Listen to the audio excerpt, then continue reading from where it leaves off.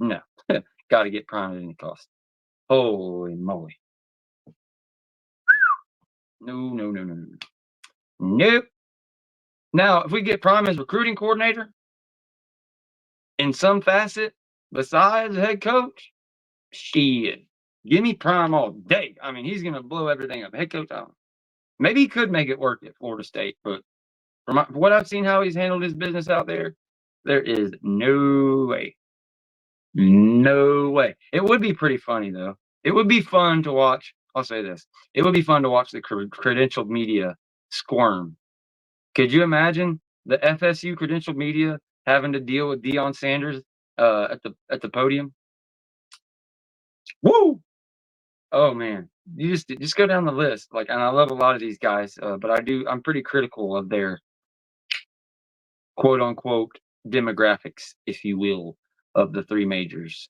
Not many people that played the game are of certain tints of skin, so I'll leave it at that.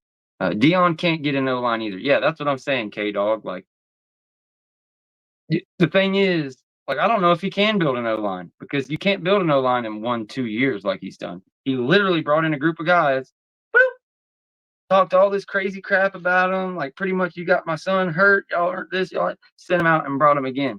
Like, I don't think he ever cared to build one. I can be totally wrong, and when I'm wrong, I'm wrong. It is what it is. If he shows up and he's the coach of game 1, year 3 at Colorado, I will, apologize. I'm not going to apologize for how he handled all the stuff. I don't agree, but I will apologize with him, saying he didn't mean to stay there and he was just there for those 3 kids and everything. Shiloh, Travis, Shador, they're all going to the NFL after this year. If he stays at Colorado, okay. But just ask yourself what this team would be without those 2 people, 3 people. How good would this Colorado team be? They're already, I don't even know what to predict because the Big Five is basically Big Five. The Big 12 is basically half G5 teams at this point. Half still damn good teams that'll have to play like Nebraska that kick their butt. But there could definitely be some wins against UCF, y'all name them, the new Big 12 teams that are a bit, recently moved up to the big leagues. So we'll see. The team won't quit on Deion. What the hell, boy? You need to go watch Colorado last year. Won't quit on Deion. You don't get beat how they get beat without quitting. Them boys quit in certain instances. We'll see.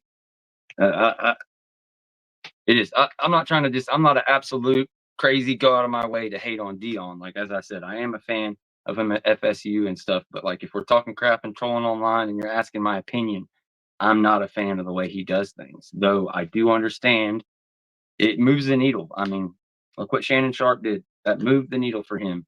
That was big. I'm just not a big fan of it. Derrick Ray has taken a lot of heat. He's taken it from people on my show. He's taken it from a ton of people on Twitter. I was always a big Derrick Ray fan.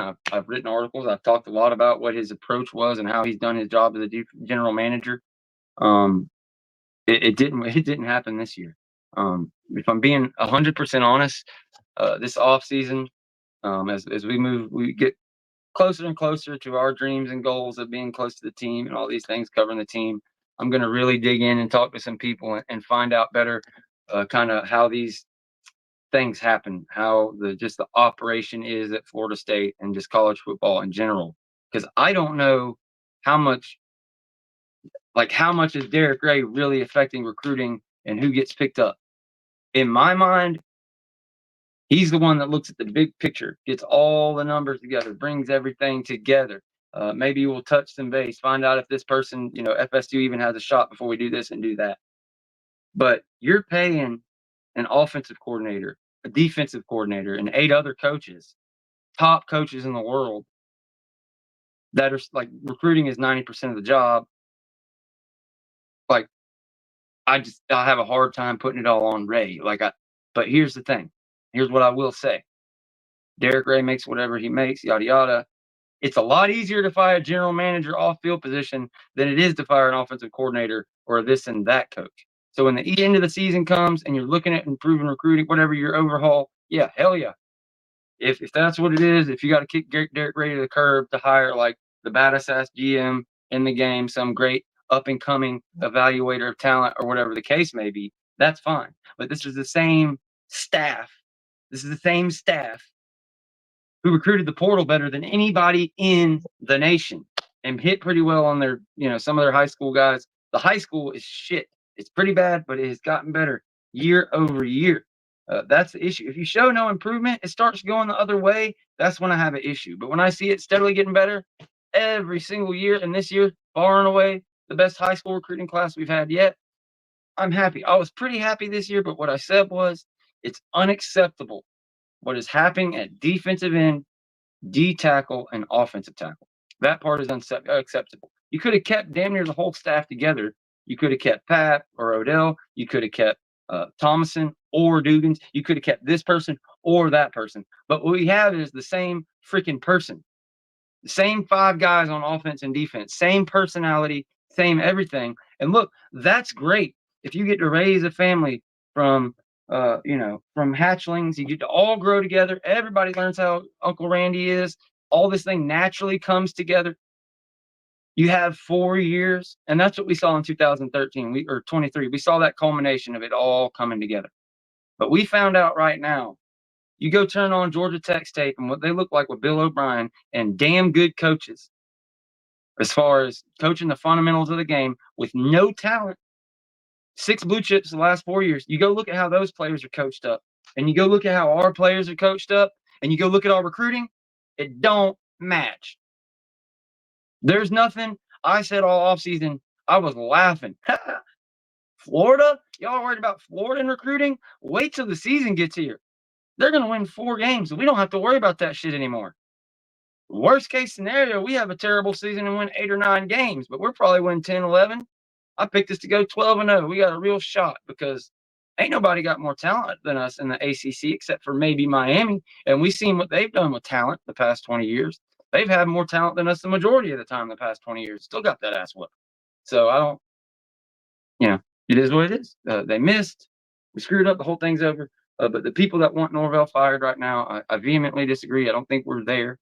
But he is to the point where you call him to the office and be like, dude, what's going on? Why don't you fire these guys? Why don't you do this? Why don't you give Brock Glenn a chance? Like, it's hard to, you don't micromanage a guy. You just gave him $10 million a year. He's not going anywhere. But I don't know how there wasn't a come to Jesus meeting yet or whatever. And maybe I'm completely off base and, they're just going to stick with DJ another couple weeks or something. But it's deja vu, man. Deja vu watching these games. You just see the train coming. You call it. You're sitting there and here's what's going to happen, and it happens. I should not be able to do that. I should. I don't know enough of. I'm not enough of a master. I did not play in the NFL. I don't know my things, but I should not know that a linebacker just completely whiffed on his assignment. I shouldn't be able to do it that easy. I shouldn't be able to know a running back didn't go where the play was designed to go. I shouldn't be able to look and see what in the hell are we checking into a run for? Here's what I'm hollering. One of those third downs, it's like 3rd and 4, long 3rd and 4, maybe 3rd and 5. They've got 9 guys in the box, man coverage, no safeties. Big part of the game now. You just straight up hand up, off all the no bounce out, nothing. Just a freaking ISO right down the middle. Goes nowhere, not back. Like, what? Everybody and their brother. Now, people on the timeline said they think he checked into that. It was a pass, and he checked into that run. If DJU checked into that run, how did he ever get another snap? I'm done. I'm done crying and moaning, guys, but that's how I feel. That's all I wanted people to know how I feel. I love Florida State football. Big fan of Mike Norvell. I love all the coaches on staff. I love all the boosters, everybody that's a part of it. Like, I have love for them as human beings. And when I get to go down there and hang out in the Champions Club, tailgates with James Coleman, CJ Wilson, Spear Addicts, going to check out the battles in Spear Addicts, going to hear Mike Norvell fire us up at the Moon. It would have been, now that I'm thinking about it, it would have been better if there would have been strippers there because everything he said was total bullshit.